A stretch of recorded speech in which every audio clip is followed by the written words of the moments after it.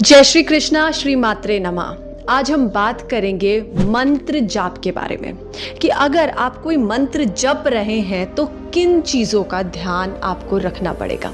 हमें हमेशा लगता है कि कोई मंत्र जो हम जप रहे हैं वो फलीभूत होगा या नहीं होगा, उस मंत्र का जो अच्छा प्रभाव है, पॉजिटिव रिजल्ट है, वो मुझे मिलेंगे या नहीं मिलेंगे।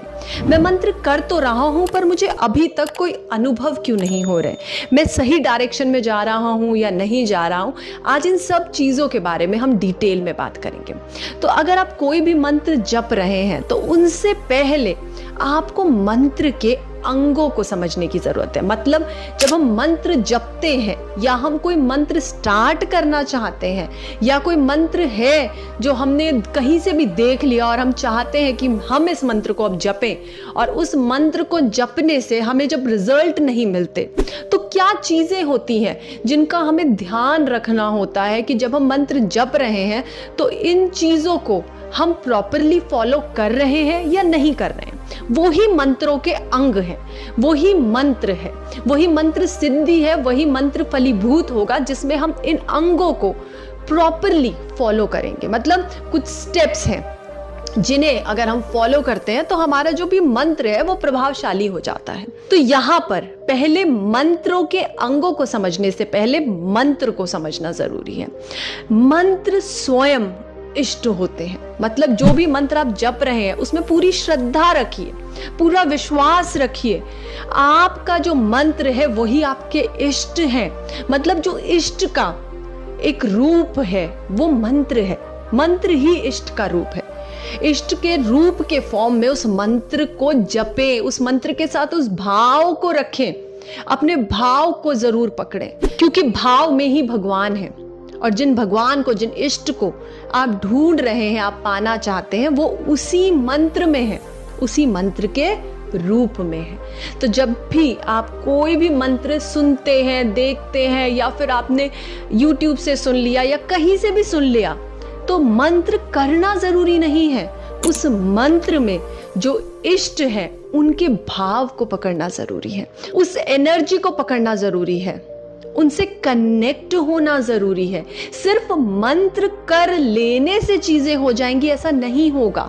जब तक वो भाव नहीं आएगा, वो कनेक्शन नहीं बनेगा, तब तक वो मंत्र काम नहीं करेगा, वो मंत्र फलीभूत नहीं होगा, उसके रिजल्ट, उसके परिणाम हमें नहीं मिलेंगे। तो पहले जो भी मंत्र आप कर रहे हैं या जो मंत्र करना चाहते हैं उसके भाव से जुड़िए, इष्ट के भाव से जुड़िए, उन इष्ट से कनेक्ट करिए, उनसे अपना कनेक्शन बनाइए।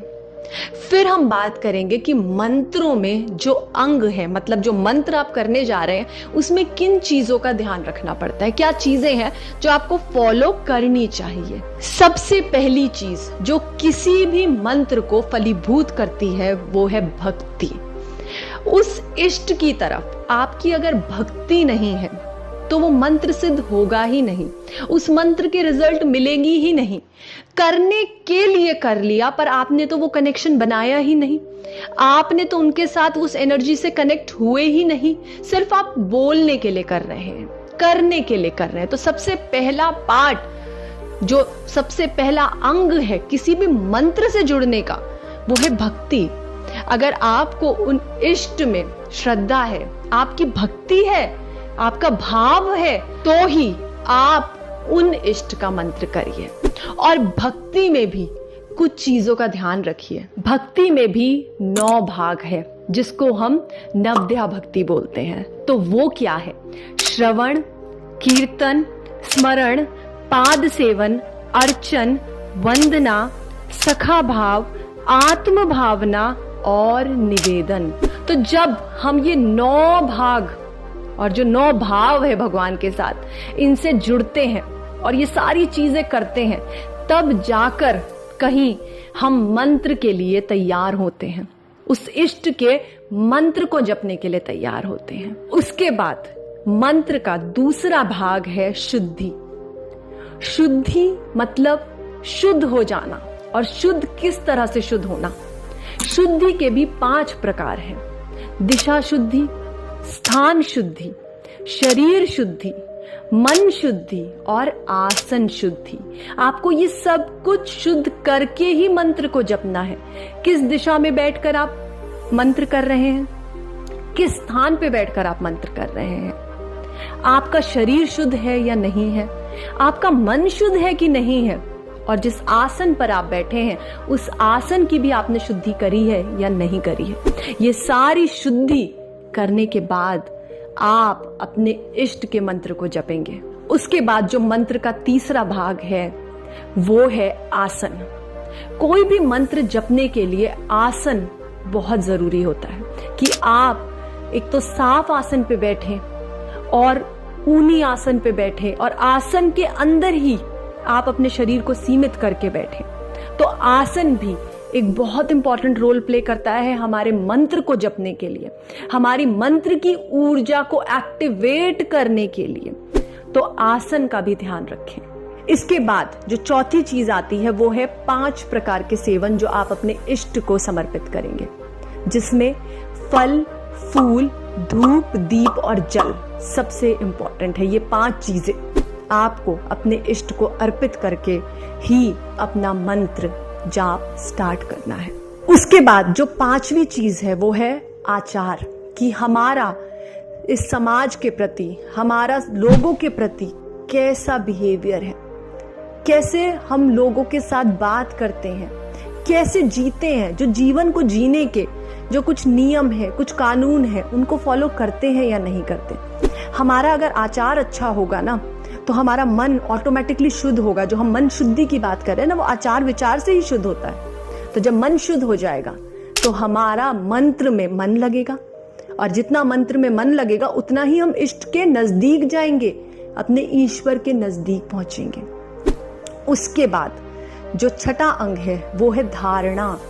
धारणा एक बहुत ही इंपॉर्टेंट एलिमेंट है किसी भी चीज को करने के लिए ना। सबसे इंपॉर्टेंट है आपकी धारणा, कि आपका विश्वास क्या है, आप क्या मानते हैं, आपकी मान्यताएं क्या है। जिस इष्ट को आप मान रहे हैं, जो कार्य आप कर रहे हैं, जो मंत्र आप जप रहे हैं, क्या धारणा के साथ, क्या है मन में, जगत कल्याण है या लोगों का बुरा सोच रहे हैं, क्या धारणा।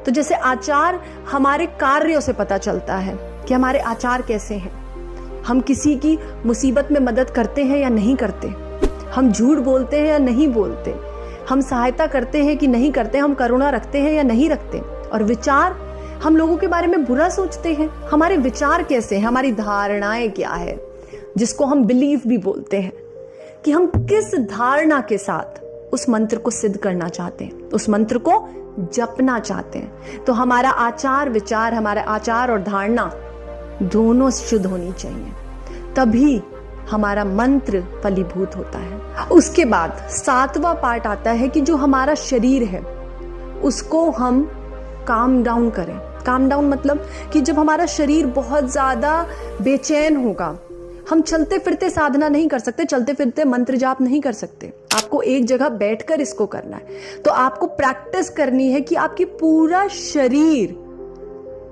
एक नॉर्मल स्थिति में हो, मतलब एक शांत स्थिति में हो। जो ऊर्जा का प्रवाह है वो आपके चक्रों के द्वारा पूरे शरीर में हो रहा हो। अगर कहीं पर भी आपके कोई ब्लॉकेज है या कहीं पर भी आपको परेशानी हो रही है, आप बैठ नहीं पा रहे हैं, तो वो जो मंत्र का प्रभाव है ना वो पूरी तरह से नहीं होगा। तो जब स्टार्टिंग में आप प्रैक्टिस करेंगे तो आपको हो सकता है कठिनाई का सामना करना पड़े, पर आपको अपने सारे चक्रों में एनर्जी को बैलेंस करना पड़ेगा। एनर्जी बैलेंस कैसे होती है? जब हमारा मन शांत हो जाता है, हम थोड़ी देर के लिए एक शांत अवस्था में बैठते हैं, तो उस तरह से हमारी जो एनर्जी है वो काम डाउन हो जाती है। आचार विचार धारणा सब शुद्ध कर लेते हैं तो ऑटोमेटिकली जो हमारे चक्रा है, जो एनर्जी का फ्लो है हमारे शरीर में, वो सब बैलेंस हो जाता है। तो ये भी एक बहुत इंपॉर्टेंट चीज है कि शांत अवस्था में ही मंत्र जाप होगा। अगर आप अशांत हैं, आपका शरीर अशांत है, आपका मन कर रहा है अभी उठ के भाग जाऊं, अभी आपका मन कर रहा है हाथ पैर इधर करने का, ऐसे ऐसे मूवमेंट कर रहे हो, सिर हिला रहे हो, कुछ भी कर रहे हो, एक शांत रीढ़ की हड्डी को सीधा करके नहीं बैठे हो, तो आपका मंत्र जाप अच्छे से नहीं होगा। उसके बाद जो इंपॉर्टेंट चीज आती है वो है प्राण क्रिया, मतलब जो आपकी ब्रीदिंग है, जो आप इनहेलेशन एक्सहेलेशन करते हैं, जो हम सांस लेते हैं और छोड़ते हैं, उस पर भी हमारा कंट्रोल होना चाहिए। कंट्रोल मतलब आप अपने प्राण ऊर्जा को चेक करेंगे, अपने प्राण को समान करेंगे, मतलब इनहेलेशन और एक्सहेलेशन को समान करेंगे, धीरे धीरे शांत हो जाएंगे। अगर आपकी ब्रीदिंग तेज है तो आपका मन शांत नहीं है, तो मन को शांत करने के लिए अपनी ब्रीदिंग साइकिल को कंट्रोल करना पड़ता है। जितना आप ब्रीदिंग को कंट्रोल करेंगे, ब्रीदिंग ठीक से करेंगे, अपनी इनहेलेशन एक्सहेलेशन करेंगे, थोड़ी देर उस प्राण ऊर्जा को मैनेज करेंगे और मन को शांत करेंगे, तो जो भी मंत्र आप करेंगे ना, आपका मन भी लगेगा उसमें, आप काफी देर मंत्र जाप भी कर पाएंगे और उसका फल भी मिलेगा। मन नहीं शांत है, मन शुद्धि वही है। मन शांत नहीं है, मन इधर उधर भाग रहा है, तो फिर आप कैसे मंत्र जपेंगे? आपका मन उस मंत्र में नहीं है। मंत्र में मन होना चाहिए, उस इष्ट के प्रति श्रद्धा अपने मन को लगाने से ही तो आएगी। तो ये करना आपको बहुत ज्यादा जरूरी है। उसके बाद मुद्राएं भी बहुत इंपॉर्टेंट रोल प्ले करती है। जिस भी इष्ट की आप साधना कर रहे हैं, मंत्र कर रहे हैं, उनको किसी मुद्रा से प्रसन्न किया जाता है, तो वो मुद्रा बनाकर अपने इष्ट को समर्पण करिए। उनको पूरी पूजा पाठ जो भी आप कर रहे हैं वो समर्पित करिए। उस मुद्रा से आपके इष्ट प्रसन्न होंगे। तो मुद्राओं का भी बहुत इंपॉर्टेंट रोल है। उसके बाद आता है तर्पण।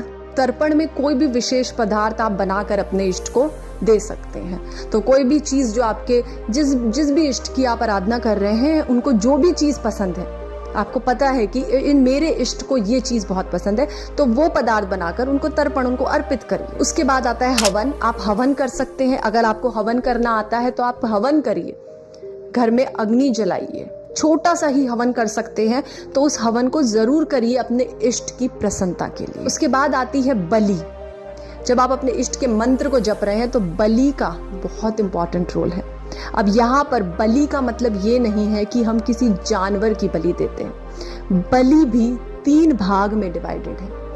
अपने अहंकारों की बलि देना, अपने विकारों की बलि देना। अगर आप अपने अहंकार को त्याग देते हैं तो वो भी बलि है। अपने विकारों को त्याग देते हैं, काम, क्रोध, लोभ, मोह, मद, मत्सर, इनको त्याग देते हैं, वो भी बलि है। और बाहरी रूप से अगर आप कोई बलि देते हैं, कोई भी फ्रूट को काटना, फल काटना, वो भी बलि है। तो वहां पर फल काट देना अपने ईश्वर के लिए, या अपने अंदर से सारे विकारों को निकाल देना, वो भी बलि है। अपने अहंकार को छोड़ देना, वो भी बलि है। तो ये 3 प्रकार से बलि को डिफाइन करा गया है। तो आपको अगर बलि देनी है तो अपने अहंकारों की दीजिए, अपनी काम वासनाओं की दीजिए, अपने क्रोध की दीजिए। उसके बाद जो बहुत इंपॉर्टेंट चीज है वो है योग। योग का क्या मतलब है? योग का मतलब है भगवान से जुड़ना। अगर आप भगवान से जुड़ गए तो इसका मतलब आपने योग कर लिया। अब योग के 2 पार्ट हैं, अंतर योग और बहिर्योग। अंतर योग मतलब अंतर मन से ईश्वर से जुड़ना, और बहिर्योग बाहर से ईश्वर से जुड़ना। जो हम बाहर से पूजा कर रहे हैं, बाहर से अर्चना कर रहे हैं, वो सब बहिर्योग है। हम नियम से बैठ रहे हैं, हम यम नियम फॉलो कर रहे हैं, वो सब बहिर्योग है। अंतर योग हम ध्यान में हैं, हम समाधि में हैं, वो अंतर योग है। तो हमें क्या करना है? अंतर रूप से भी भगवान से योग करना है और बाहरी योग भी भगवान से करना है। उसके बाद आता है जाप। तो आप अपने इष्ट का जाप करते हैं, उसमें भी 3 प्रकार के जाप होते हैं, वाचिक, उपांशु और मानसिक। वाचिक मतलब बोल बोल के, तेज तेज की बोल कर आप जाप कर रहे हैं। उपांशु धीरे धीरे बोल रहे हैं, विस्पर कर रहे हैं। मानसिक मन में उस मंत्र को पढ़ रहे हैं, मन में उस मंत्र का जाप चल रहा है, आपकी कोई आवाज नहीं आ रही, वो है मानसिक जाप। और मानसिक जाप सबसे उत्तम जाप होता है। उसके बाद ये सब करने के बाद आता है ध्यान और समाधि। ध्यान कि आप सारा मंत्र जपते जपते अब आपका पूरा का पूरा ध्यान, आपकी आंखें बंद हो गई, आपका पूरा ध्यान अपने इष्ट में लगा हुआ है। अब आप उनसे जुड़ गए। योग जो हमने अभी अंतर बाहरी सब रूप से, आपका ध्यान केवल और केवल अपने ईश्वर पे है। आपका मन शांत है और आप अपने इष्ट से जुड़ गए हैं। यह है ध्यान। और समाधि जब आप खुद को भी अब भूल गए हैं और सिर्फ अपने इष्ट में लीन हो गए हैं। सिर्फ आप अपने इष्ट को देख पा रहे हैं। सिर्फ आप भी नहीं हैं, अब सिर्फ इष्ट है। अब आप अपना अस्तित्व भी भूल चुके हैं, उसको समाधि कहते हैं। तो ये जो सारे अंग मैंने आपको बताए, ये सारे अंगों को समझना बहुत ज्यादा जरूरी है। जब हम इन सब चीजों को समझते हैं तो हम ध्यान को समझते हैं, हम समाधि को समझते हैं, हम मंत्र कैसे करना चाहिए, मंत्र में क्या भाव होना चाहिए, मंत्र का क्यों रिजल्ट नहीं आ रहा है, वो समझते हैं। तो इस तरह से हमें अपने इष्ट से जुड़ना है, अपने इष्ट से कनेक्शन बनाना है। सिर्फ मंत्र नहीं जप लेना कि किसी ने दे दिया और हम जप रहे हैं, उसका पूरा का पूरा कनेक्शन समझिए और अपने इष्ट से उस मंत्र का कनेक्शन समझिए। तो हम इसके बारे में और डिटेल में आगे आने वाली वीडियोस में बात करेंगे। पर इन अंगों को समझाने का यही मतलब था कि आपको लग रहा होगा कि मैं क्यों इतने मंत्र कर रहा हूं और रिजल्ट तो कुछ नहीं है, हो कुछ नहीं रहा। तो पहले हम समझेंगे ना कि हम कहां पर गलतियां कर रहे हैं, क्या सही करने की जरूरत है। तो पहले वो समझेंगे, फिर हम आगे की चीजें समझेंगे। तो इस तरह से हम पूरा कनेक्शन बना पाएंगे कि मैं क्या करूं जिससे मेरा मंत्र सिद्ध हो जाए, मेरा मंत्र फलीभूत हो जाए, जो मैं चाह रहा हूं मैं अपने इष्ट से जुड़ जाऊं। तो आज के लिए बस इतना ही। जय श्री कृष्णा, जय मां ललिता अंबिका।